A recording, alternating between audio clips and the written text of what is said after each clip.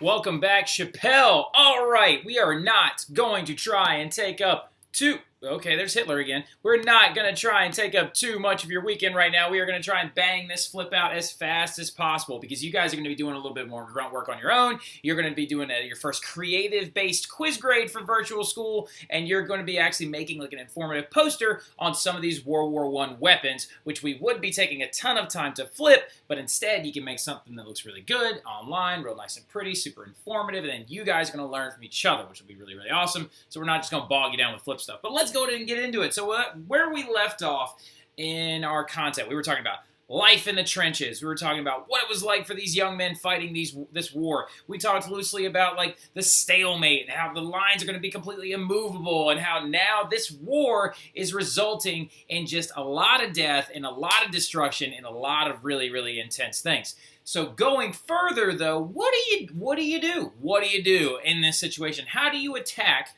in a stalemated war? Well, the best tactics that people thought that they could come up with during this time period, let's go ahead and crunch that up a little bit, was to try and go back to the old Napoleonic tactics and try to hybridize those with this new industrial era warfare that is going to be creeping up on the bulk of Europe. So really, though, what's going to be sad is like territory is going to be gained and lost at like little tiny yards at a time, like just a very small amount. Now, some argue that, oh, well, the Battle of the Somme gained the British over a mile. Yeah, that was one battle that cost 1 million, like, that resulted in over 500,000 dead. So, like, let's not, like, be happy about that at all, and even in a little bit. But we'll talk about that here in a few minutes. So, territory was gained and lost at yards at a time. The human cost is absolutely catastrophic. Bombardments is going to be the big way that the generals try to take this new type of industrial war and try to figure out how to use it better. So they figure out that they decide they're going to use a new weapon at their disposal known as artillery. So artillery is going to claim the most lives in World War I. And what artillery are these guys right here in the corner of this slide. So those right there are artillery guns. Artillery guns fire huge shells that look like gigantic bullets, upwards of anywhere from, several, like 1,000 feet away, upwards of even further to over a mile away. The largest out of all of them was known as Big Bertha, and it was a German gun, and it could fire a shell over a mile with decent accuracy. Crazy enough, though, Big Bertha was named, in German, it's Dick Bertha, and it was named after the guy who built its wife, which I don't really know if she wanted to have a gun named after her, but that's just me. I think my wife would be pretty upset if I did that. But these weapons right here are going to be the thing that costs the most lives. Throwing up a little bit of footage for you so you can see what it looks like. They would cause massive explosions on the front lines, and they would try to lob them from one end to the other. Remember when we talked about the diagrams of the trenches and everything, and we took a little look at what those trench lines looked like and how it was a sophisticated network, not just something super, super simple and super just like a ditch? Well, look, that's the artillery barrage is back there. So they would have multiple of those big artillery guns in the back behind the several layers of trench, and they would lob those shells up and into the enemy areas of the enemy trenches, hoping to detonate because when they hit the ground, they would detonate, hoping to explode and kill the enemy. Now, following a lot of these artillery bombardments, many soldiers would be ordered to go over the top. Now, over the top is when you would charge out into no man's land. I'm going to go ahead and throw a little bit of footage of that up right here as well. As you can see, it is very, very traumatic, and then just to give you a heads up, this footage is kind of sad because this is real footage from World War I, and you are actually actively seeing people fight a war and literally kill each other. So it's a very, very costly strategy. Now, the over-the-top is just basically the way that some generals like Ludendorff and Haig and others amongst them, Sir John French, believed that a charge was still going to be the way that you won a war. That's a Napoleonic tactic, a pre-Napoleonic tactic, a very old tactic in general, to charge at your enemy in a full frontal assault in the hopes that you will break their lines in half and then you can outflank them on the outsides. Now, the problem with trench warfare, though, is even if an over-the-top assault is very effective and you happen to push all the way into the forward trenches, Now what? They're just going to dig a new trench forever how far you push them back. It's just going to keep having to be pushed backwards. So as you can see, this is how they believe they were going to fight that war, and it's going to be very, very traumatic and cost a ton of lives. Because to break the stalemate, human cost is going to be absolutely gigantic. To break these stalemates, both sides, the Central and the Allied powers, are going to begin to attack very, very aggressively. They're going to use artillery bombardments and aggressive charges, like we just talked about with the over-the-top maneuvers. This is crazy, right? This is absolutely insane. Why would you do these things? Some of the biggest battles on record in World War I that we won't get into depth with, we're just going to kind of bring them up a little bit, are battles like the Battle of the Somme, which over 1 million people were killed or wounded. Casualties, over 1 million casualties. Actually close to 1.5 million casualties are going to be resulted from the Great Battle of the Somme. It's going to be considered one of the most successful British offenses in the entire war. And some argue it was General Douglas Haig, the guy that came up with it, a butcher, or was he a hero? I go with butcher, because why did we ever need to kill 1.5 million people in a futile assault that you know full well is not going to actually end this war? Because that happened in 1916. The war kept going until 1918. Which I actually, as a historian, believe that the reason why Germany ended up losing the war had a lot more to do with blockades and hunger strikes, which we'll get into here in a second. So Verdun, France is going to be another huge one. 500,000 were going to be killed or missing. Third Battle of Ypres, also known as Passchendaele, is going to see 500,000 casualties. Many of those men are going to drown in mud. I'll show you a picture of the Passchendaele battle scene here in a second, but that is absolutely crazy that the environmental conditions of this trench warfare is going to see guys drowning to death in mud because they're being forced to charge into no man's land after months of rain. So Second Battle of Ypres is going to be another huge one. Thousands are going to be dead from poisonous gas attacks, which I'll show you a picture of here as well. That right there is a scene from the Battle of the Somme. That is a British Mark I tank, because the very first time tanks were ever debuted in World War I was actually at the Battle of the Somme, about a year and a half into the war. So now these things are very, very big, goofy, and clunky, but like I said, one of you is going to end up making, or a few of you is going to end up making, a informational poster on the tanks of World War I, which is a lot of fun because the weaponry is actually something really neat to study, even though it's super morbid and scary. That's another tank right there. That's a male tank, just so you know. They're male and female tanks. I'll leave it up to the people doing the posters to figure that out. This right here is another big evidence of artillery bombardments. This right here is the city of Passchendaele in France. Passchendaele is going to be the place where a lot of these men end up drowning in the mud, as seen right here, as they try to drag several artillery guns through it. Look how bad this mud is. So anyway, that is Passchendaele before the beginning of the Passchendaele battlefront, and this is what it looked like afterward. These are two aerial photos, one taken before, one taken after. This one taken before shows a small town, a small village, with several other main roadways, main ways to get around, and also several houses and buildings. But then after the war is over, it is going to be reduced to nothing but craters, which is absolutely disgustingly savage. Now, granted, not many civilians were there at the time of those bombardments. However, it's still people's homes, businesses, and livelihoods that have been destroyed. And that's kind of an example of the civilian cost of this war. So going forward, this right here is a scene of a poisonous gas attack issued by the Allies on the Germans. Poisonous gas happens to be one of the most horrific weapons that ever debuted during this war. Like I said, we're going to leave it up to some of our other students to actually create some informational posters that you can actually see these things on, but poison gas happens to be a really crazy one because it oftentimes does not kill you immediately. Some gases, like phosgene gas, could kill you 48 hours later. Mustard gas actually even could cause you to drown to death in your own blood, but would for sure cause immediate blindness, which is a very terrifying thing. So gas is going to be another major one. Due to World War I, gas is now outlawed in war. Gas attacks are illegal and a human rights violation to use in wartime. Also, blockades are as well due to World War I. So World War I is going to be so savage that the world decides to come together and decide that they need to make rules of warfare. That is absolutely crazy. This is a man standing out in the no man's land of Passchendaele. No man's land, remember, is the area between the trenches, right? The big area that they're trying to storm over the top of. As you can see right here, this is another image from Verdun, France. Verdun used to be surrounded in woods. This is what those woods looked like after World War I was over. Absolutely savage, just gigantic amount of carnage. Now, neither side is going to win an advantage after any of these battles, which is absolutely devastatingly awful to even think about. But this was becoming not a war of military mindedness and strategy, it is becoming a war of attrition. Go ahead and circle attrition. Star it, highlight it, underline it, whatever you got to do. This war is becoming focused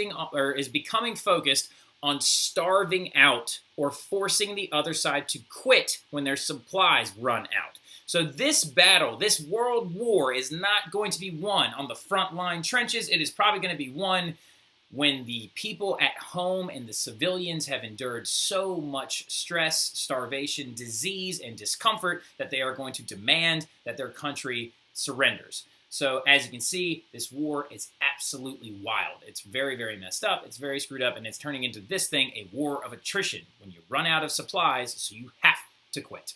So going forward, though, here is the new technologies that are going to make this war much, much deadlier. So as the Industrial Revolution, we know, provided a huge amount of economic resources as well as technological resources for the European continent post-1850, it's also going to lead to the efficient production of new types of warfare technology, including, but not limited to, machine guns, artillery shells, grenades, poison gas, tanks, airplanes, submarines, Unterseeboots, zeppelins, messenger dogs, and even messenger pigeons as well.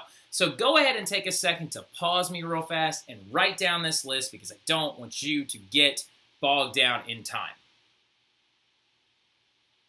Nice. Good. Appreciate y'all doing that because, like I said, I just don't want to take up too much of your time with me sitting here and explaining all these things because you are going to explain them to each other. So this week, your last full, really, really legit, crazy, intense week of virtual school coming up, leading into your tests going in on May 5th and May 6th, you are going to be creating posters, virtual posters of one of these weapons so you can inform your classmates about the crazy intensity of them. Like you'll be able to make one on machine guns or artillery shells or grenades, and I will assign that weapon to you. You'll do some research, and you'll make a nice, informative poster. I've seen kids in the past make informative posters that have footage from World War I from YouTube built into them. So let's see what y'all can do. I'm going to be very excited to see it. But here's like a little composite collage of all the weapons that are going to be making their debut in World War I. We got grenades over here, right? That's a German grenade right there, nicknamed a potato masher by many of the American troops that show up in 1917. And this right here is a British Allied-style pineapple grenade. You've also got right here gas and gas mask. The development of gas mask is going to be massively huge as well. And then you also have the Maxim machine gun, pictured in both of these right here. The tanks, the Zeppelins. Oh, this is really neat. That's a trench periscope, so he can look up and over the line without actually being seen. You've got airplanes making their debut, artillery shells. These weaponry devices are absolutely insane. And this is just some stuff to show you how intense this was. This is a horse wearing a gas mask. And here is even some baby little puppies wearing a gas mask. Those are British Airedales. They were actually used as messenger dogs, so they had to develop some type of gas mask for the dogs to wear as well to keep them from getting hit by the poisonous gas themselves. So, world at war, though. So the world is collapsing into war. And many people are always like, the Western Front was in Europe. This doesn't seem like a world war. This seems kind of like a European war. So why are we calling it a world war? Because it's truly the world breaking out into war. Because Russia, which is poorly equipped to fight in a modern war, which is dominantly in Asia, first of all, so you're now talking about two continents, some soldiers don't even have rifles to fight with because Russia is not very modern yet. They're getting there, but they're not there yet. And so some of them were told to find their rifles amongst the dead, which means they had to go out into no man's land to try and find a weapon to fight with, which is terrifying.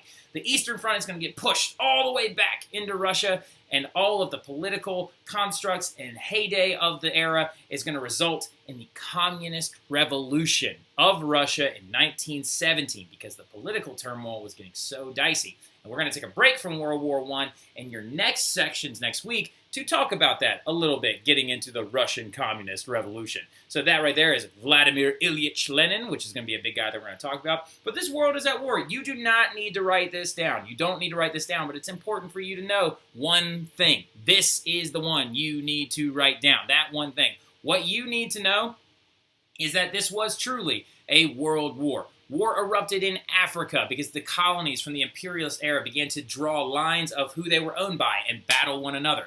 Australia and New Zealand and India sent troops to aid Britain. You had Indian conscripts, sepoys from India fighting in World War I in Europe. on the side of the British. So you also have fighting breaking out in the Middle East and in Asia. Sir Lawrence of Arabia was a massive figure in the World War I era for the British, and then troops from Brazil even joined the war. But America still remained uninvolved. So we still have not gotten into this war yet, which is very, very important that you understand. So let's take 2 seconds, and we're going to keep going a little bit. And where are we at? There we go. All right. Let's go ahead and go all the way back. There we go. So now we're getting towards the latter half of the war. Maybe this is a terrible title. Don't write that title. Don't write the end of World War I. Talk about the late years of World War I. And then we're going to get into the aftermath and things like that. But talk about World War I progresses. Maybe that's a better title. It's getting more intense. It's keeping going. It's going further. So, big thing to understand, though, what type of war it is. This, by this point of World War I, is a total war. This war is unlike anything you probably could ever conceive or understand, given the life that we, as modern era people, have led. So what you understand, we are fighting right now more of a total war against the coronavirus than we ever have against a war since World War II.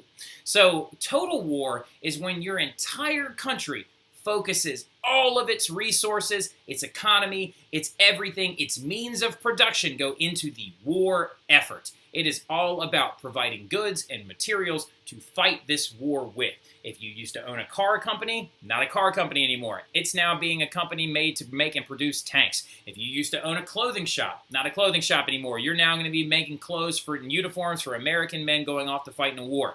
Many of these countries are also going to use conscription, which is another big element of total war, which is also known as the draft. Conscription is the draft. That's when you're not asked to fight in a war. You are told to fight in a war. You are forced to go off and fight in a war.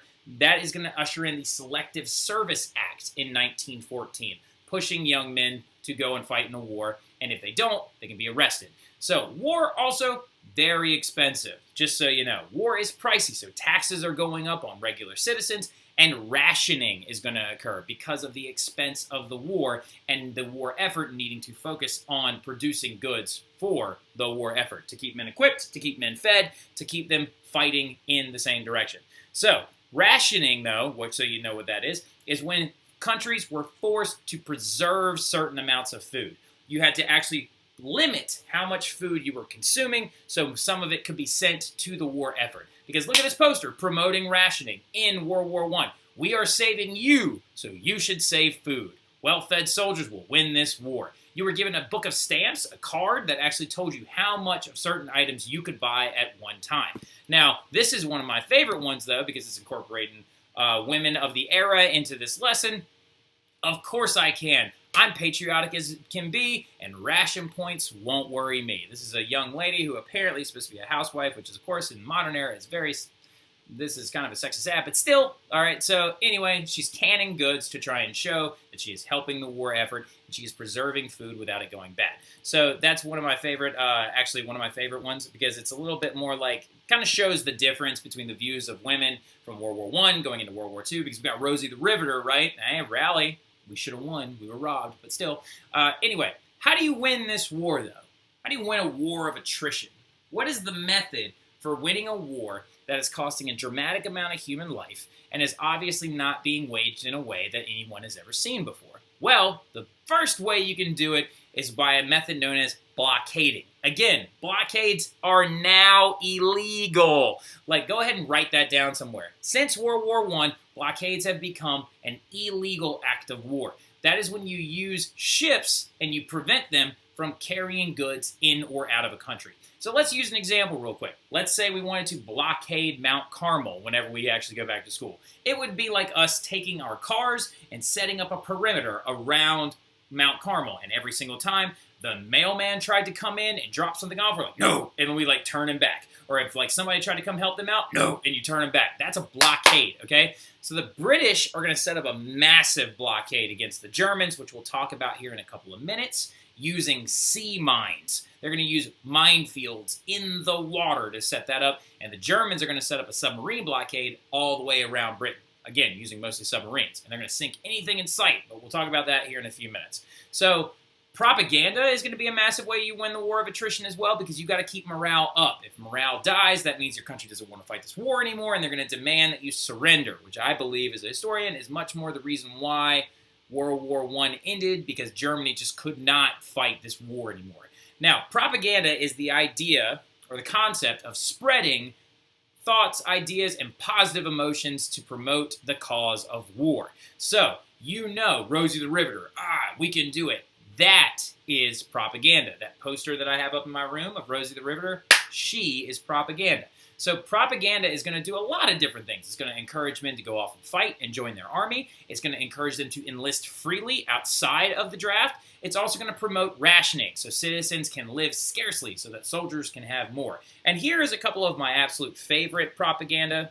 Here's my favorite propagandas. Now, this is really neat. World War I, a lot more imagery of Lady Liberty, or the woman who's personified as the Statue of Liberty, used in World War I propaganda, versus a lot more Uncle Sam propaganda from World War II, post-World War II into the Vietnam War.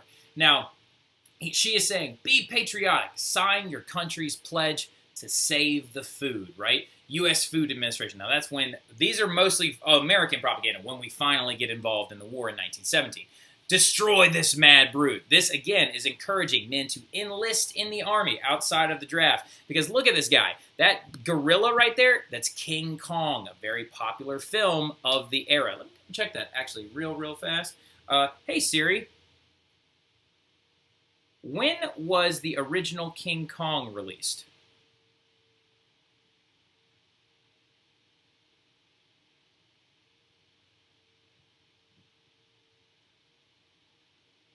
Oh, 1933. No, I need to take that out. So that right there is supposed to be King Kong, and it is actually showing him stealing Lady Liberty. Look at her dress. That is the Statue of Liberty. He is stealing her with his culture, right? Actually trying to show that the Germans are going to come over to America, and they're going to try and take us over too, just like they are in Europe. It's propaganda. It's trying to show the Germans as the evil villains. This right here is one of my favorite ones. I have one outside in my garden right now. I believe I have a victory garden against the coronavirus because I'm growing my own vegetables. This was a very popular propaganda technique in the United States, was to grow these things known as victory gardens during World War I, to actually produce food and vegetables for yourself at home, so ones grown on large farms could be sent to the war effort. Again, sow the seeds of victory. Plant and raise your own vegetables. This is actually a rooftop garden, I believe, in New York City, trying to show that even kids are getting involved by trying to plant and grow their own vegetables in World War I. One of my favorite little things. So the war, though, is also extremely hard on the civilians of these countries. The war is very tough, particularly on the European powers. Morale is plummeting. Now, just so you know what morale is a group's feelings toward a war. So morale is the idea of, when we first started this war, it'll be over by Christmas. All smiles. We're taking a trip to Paris. Blah, blah, blah, blah, blah. Morale was very high.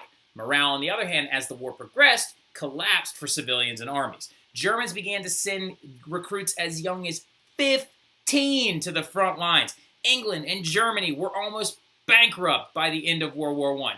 The stalemate, food shortages, blockades, and failures in battle lead to citizens hating this war. Food shortages is very important because it becomes a huge reason why the war finally ends, and also why we're going to talk about the U.S. entering the war here in a couple of minutes. So, and blah, blah, blah, what was I saying? Oh, yeah. And then this is happening on both sides, too. This is happening on both sides. It's happening to the Allies. It's happening to, as well as it's happening, it's happening on both sides. That's all you need to know. Hunger, peace, and nationality riots are going to be breaking out. So we've got hunger riots, peace riots, and nationality riots breaking out. Because look, this is a bunch of French recruits hiding in a trench, trying to survive this war. This does not look like a war that I want to fight. Of course their morale is low. That right there, that's a food riot that took place in Germany due to these blockades. Feine Fleisch, that means it's a butcher shop, because Fleisch crashed out and broken by German commoners trying to riot for food because the blockades have taken most of their reserves. So, the big reason, though, big reason why Germany starts stepping on some toes and why the United States almost gets involved in this war early on is due to this concept. So important. Jot it down. You need it. You need it. You need to understand it. It's called unrestricted submarine warfare. And this is going to be the last slide for this flip. Now, unrestricted submarine warfare is the concept that Germany adopted. Remember all the way back to that earlier flip where we were talking about how the Anglo-German arms race was leading to the war because the dreadnoughts were being built up by the British, and the Germans tried to build up dreadnoughts as well, but it didn't quite work out, so they decided to build Unterseeboots, or submarines, instead to counteract those dreadnoughts. Well, to try and prevent Germans from receiving supplies like food, medicines, textiles, waters, food. I don't know about y'all, but I can barely go a couple hours without eating. I need to eat as often as possible. I cannot imagine being in a war where you're preventing my country from receiving food. What the British are going to do is they're going to create this thing known as the North Sea Blockade, which is a minefield made up of these guys. Those are British sea mines from World War I. They would be deployed off the back of a boat, and this weight and switch would actually drop all the way down to the bottom of the ocean. This big wire would come, extend all the way out, and then it would go clink, and it would lock into place, and it would actually sink all the way to the bottom. So now you have a suspended mine that's just sitting there. And some of you are probably thinking to yourself, well, how does it explode? How does it know when to go off? If it's a mine, it's meant to go when something hits it, right? Well, now that this line has been pulled out and clicked, if it gets pushed down by the bottom of a boat or adjusted at all, that's the trigger, and it sets the mine off. Now, the British are going to use this to prevent German merchant ships from going up and around Great Britain in the North Sea, right around there, where these red lines are demonstrated, and prevented them from actually receiving supplies.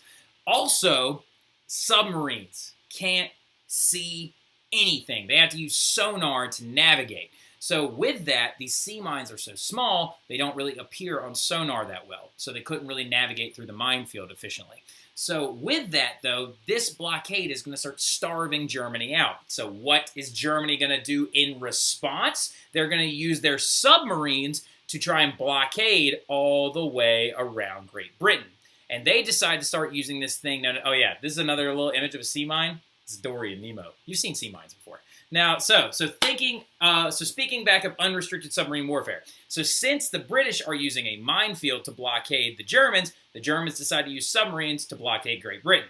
And when they do this, they start sinking everything in sight. Because remember, they're submarines. They can't necessarily see them. So they kind of have to do that. They could use a periscope and actually figure out what the heck is up there. But they start sinking civilian ships, military ships, cruises. If any of y'all have ever been on a cruise before, then you understand what I'm talking about. Woodrow Wilson, the president of the United States at the time, is going to come out and hammer Germany after they sank a very famous boat known as the Lusitania.